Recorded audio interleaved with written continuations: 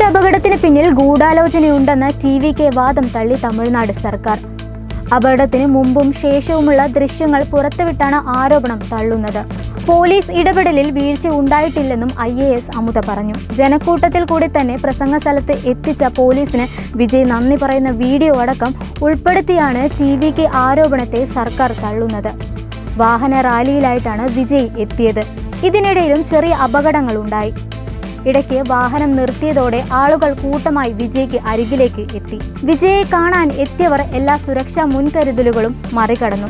സംഭവ സമയത്ത് TVK ഏർപ്പാടാക്കിയിരുന്ന ആംബുലൻസുകളും police എത്തിച്ച ആംബുലൻസുകളുമാണ് ഉണ്ടായിരുന്നത്. പിന്നീടാണ് 33 ആംബുലൻസുകൾ വിളിച്ചു വരുത്തിയത്. വിജയ് സംസാരിക്കുമ്പോൾ തന്നെ അദ്ദേഹത്തിന്റെ മുമ്പിൽ ഒരാൾ കുഴഞ്ഞു വീഴുന്ന ദൃശ്യം ഇക്കൂട്ടത്തിലുണ്ട്.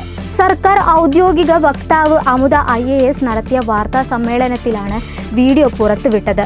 ഗൂഢാലോചനയുണ്ടെന്ന് TVK വാദം തള്ളാൻ സർക്കാരിന്റെ പക്കലുള്ള പ്രധാന തെളിവാണ് ഇത്.